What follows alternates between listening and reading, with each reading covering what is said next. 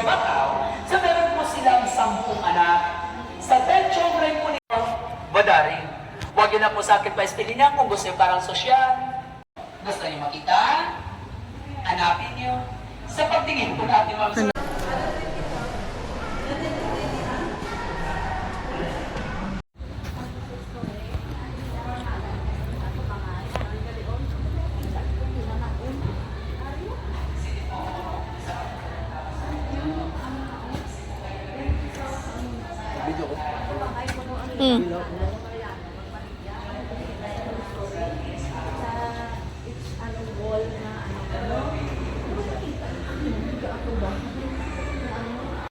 Ang gusto makinig ng history sa Pilipinas sa babae, sa first time ko, Sorry, dili. wala na tayo bumalik. Wala kasama. Dapat sa babalik ko may kasama na rin po kayo. Mas magagaga pa yung turista po dito sa... Tagasaan po kayo, ma'am? Mas magagaga pa yung turista po dito sa... Tagasaan po kayo, ma'am? Rojas. Wow. Magandang lugar dito na. Sa first time ako nakapunta doon.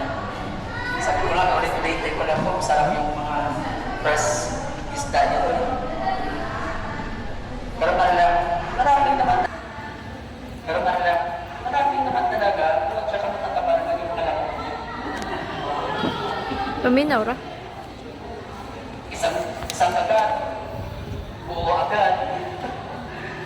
Good afternoon, man sir. Ang gusto mag-join ko sa first agad na po tayo dito sa upuan. Ang gusto makinig ng history sa Pilipinas sa babae. Okay, so mas time po ako sa good afternoon. So welcome sa Darwin. So welcome sa my mansion.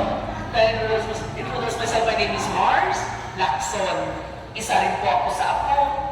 Ako sa kuko ni Don Mariano. So bago po ako magsisimula, sa ako inaano ng mga contention. O baka mga kayo sa saon lang kasi hindi naman talaga po ako sanay magseryoso. So bago lang po tayo kumuha ng picture at saka video po. Kung wala kayong cellphone. So ito po ma'am sir, yung mansion po tinayo to since 1920. Sinulo ko siya sa 1942. Yung pala po ni Don Mariano Ledesma Lacson si Maria Braga isang Portuguese from Macau. So meron po silang 10 anak. Sa 10 children po ni Don Mariano, isa po dito si former Governor Rafael Lacson. At saka si Pilipia nag-supervise ito ng mansion. Yung mansion po pinatayo to para sa first wife, pero tinatawag si Maria Braga. Maria Braga died in 1911. Yung ginamatay po ng Ferdinand Don Mariano, nadulas po siya sa bato. Sa lumang bahay po nila, hindi pa po dito. Nag-bleeding po siya. So binutusan po sila na magsundo po ng doktor. 4 days pa po dumati yung doktor.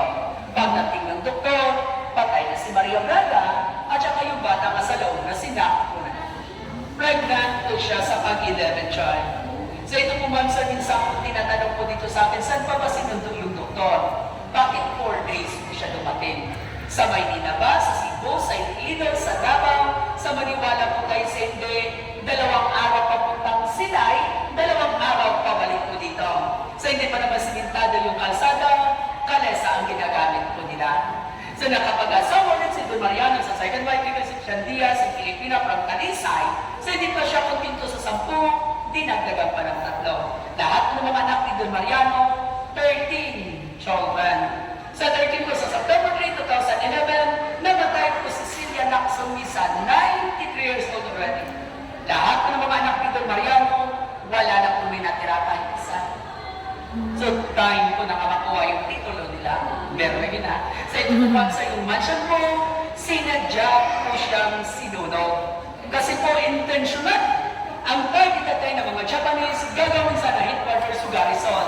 Sinunog po ng mga usapin ng mga Pilipino, mga guerrillas at saka mga Amerikano para hindi po siya magamit ng mga Hapon.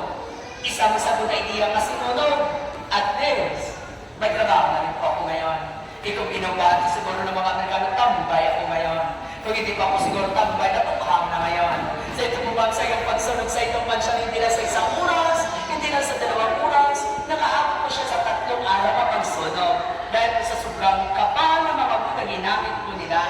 Yung buta ginamit nila, nara, tindahan, hindi ka magong, sing hardwood po yan. Kaya yung buta ginamit po dito sa hallway sa second floor, mula po doon sa main entrance, papunta dito sa kusina, sa 20.5 meters daw akaboy na wala po siyang dugtong. To, instika mo din, so ganyan po siya kakapaan. Kaya sa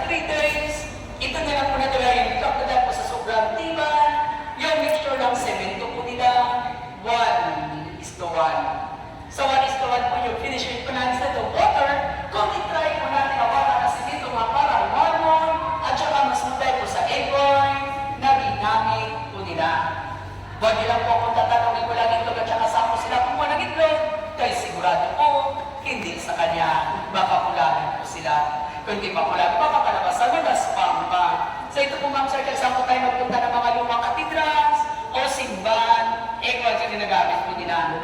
Sa kalakihan naman yung 10 yung kwarto, 2 na yung CR. Kasi po na tayo may sarimula ang ginagamit po nila. Kung wala naman sila sarimula, malawak po yung katubuhan nila, kahit doon muna sila. So ito po ma'am sir, kung titigan po natin si Don Mariano, kamukha niya si... Huwag ako titigan, ang gabi ko tinap po ko dyan. Parang si Dr. Rosalita. Ito manda na po siya, no comment na po ko sa kanya. So ito naman po yung 6 niya pong babae, kung titigan po natin silang lahat, para hindi naman sila mahilig-hilig na tayo sa ribbon. Kaya buong tila nandiyan na sa ulo nila, tingnan niyo po yung isa kahit nagmukhang regalo na. Ito po si Mercedes Lacson, na kapag asawa po siya, Viviana Brown, Aro, Iloilo. Kaya swerte sa malaking ribbon, siya nakabunot ng mansyon. So ito po yung nagtagalan po dito sa loob ng mansyon, yung 3 matandang dalaga na hindi nakapag-asawa. Yung nakapag-asawa, Huaycong Gonzaga Badaring. Huwag yun na po sa akin pa istilin niya kung gusto yung parang sosyal, asoteya na lang. Kung medyo mayaman ka, beranda na lang. Kung mahirap ka, balkonahin na lang. So every 5:30 in the afternoon, dito po sila nagtitipon. Dapat titingnan po nila yung sunset at saka ang view po ng dagat. Dito po palagi si Don Mariano nakatayo at saka sasabihin sa mga anak niya hanggang sa maabot ng aking panin, yan pong lupa ko. Kung balikan po natin ganyang panahonan, kung yan pala magkuha ng property, siguro swerte na mga tuling, kay doble-doble ang panin. Para sa mga bulag ka, walas dami makita. Kasi po man sir, that time po sa Filipino history po natin, ituturo mo lang, sa'yo na yan. Papatakbuin mong kabayo, magsasamaabot ninyong kabayo, ang pulupa mo. So bago ko lang po na-realize at bago ko lang po nalaman na mahirap lang po kami. Kasi po pinatakbo ng lolo ko, kambing ka, wala kaming lupa. Kasi po yung kambing na pinatakbo niya, bumalik pa. So ito po ma'am sir, tinawag din po kami na Tanch, Mahal of Negros, dahil hindi na po siya sa kagandaan. So ito yung love story nilang dalawa na nakaukit sa buong mansyon. Gusto niyo makita? Hanapin niyo. Sa pagtingin po natin ma'am sir, ano ba mga letter? Iang. So kung sabihin niyo po siya, letter E, so stands for Mariana at saka Maria, present John. So pinatayo yung dalawang M, pinagharap po silang dalawa. Kung pwede natin mamaliktad, nagmukhang McDonald's na po yan, kaya pinatayo. Yan po ma'am sir, lahat po ng mga